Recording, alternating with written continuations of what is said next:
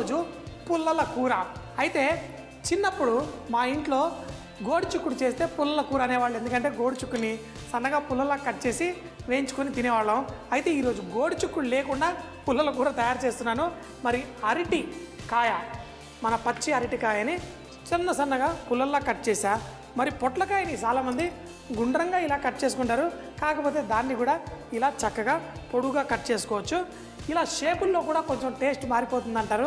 So మరి ఈరోజు ఈ అరటికాయ, పొట్లకాయ ఈ రెండు కలిపి పుల్లల కూర తయారు చేసుకుందాం.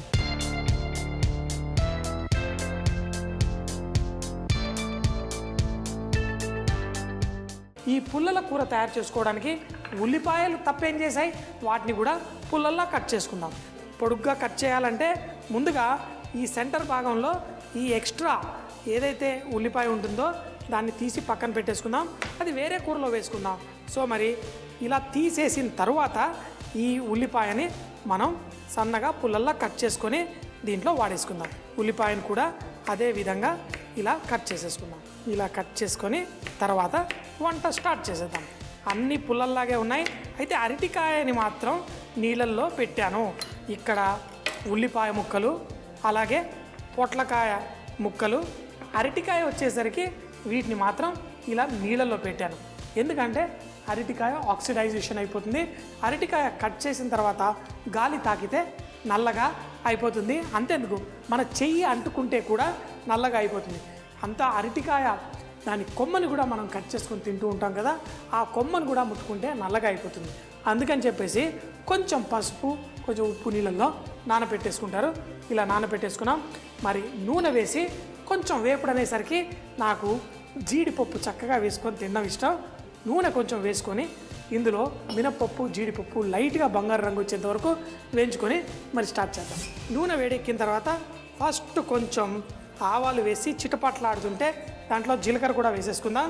ఇది కొంచెం వేగుతున్నప్పుడు మనకి కరివేపాకు మంచి సువాసన ఇస్తుంది. మరి ఇలాంటి వాటిల్లో ఇంగువ కూడా వేసుకుంటారు, అవి కూడా వేసుకోవచ్చు. కానీ మనం కొంచెం అంతా మినప్పప్పు ఫస్ట్ లైట్గా వేగుతున్నప్పుడు దీంట్లో జీడిపప్పు కూడా ఇష్టం.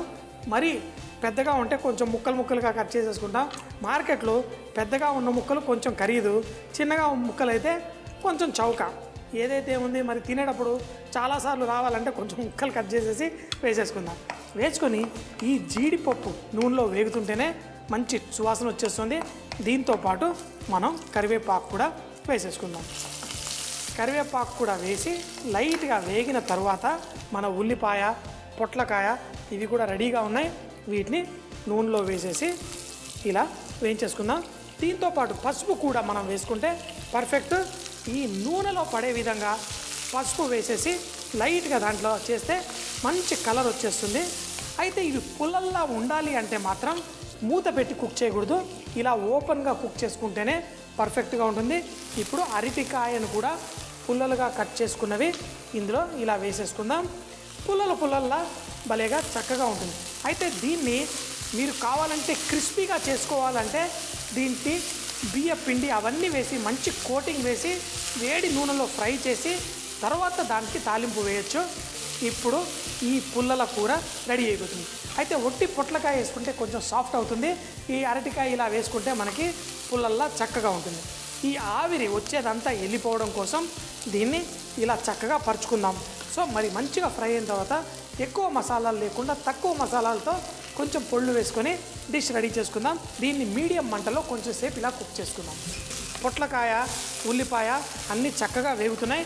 దీంట్లో మనం మన స్వస్తిక్ స్పైసెస్ వాళ్ళ కారపొడి వాడుతున్నాం. మరి నాణ్యతలో సూపర్గా ఉండి కొంచెం వేసినా మంచి రుచినిచ్చేస్తుంది. దాన్ని కూడా కొంచెం వేసుకుందాం. ఈ పుల్లల కూరలో మంచి టేస్ట్ రావడం కోసం కొంచెం అంత ధనియాల పొడి వేసుకుందాం, కొంచెం అంత జీలకర్ర పొడి, 3 పొడులు ఎక్కువగా వేసేస్తుంటాను. అయితే నా దగ్గర ఎప్పుడు పుట్నాల పొడి కూడా నా దగ్గర ఉంటుంది. మరి పుట్నాల పొడి కూడా మనం దీంతో పాటు కొంచెం వేసేసుకుంటే మంచిగా కోటింగ్ అయ్యి మంచి టేస్ట్ ఇస్తుంది. ఇవన్నీ వేసేసి ఈ పుల్లల్ని ఇలా టాస్ చేసుకుందాం. దీన్ని మనం రసము ఇలాంటివి చేసుకున్నప్పుడు ఈ కూరను వడ్డించుకుంటే బాగుంటుంది. ఎక్స్ట్రా నూనె కానీ ఏది ఉన్నా కానీ ఈ మసాలా అంతా పీల్చుకొని మంచి టేస్టీగా ఉంటుంది. ఇవన్నీ వేసిన తర్వాత మనం ఉప్పు కూడా లాస్ట్లో వేసుకుంటే బాగుంటుంది.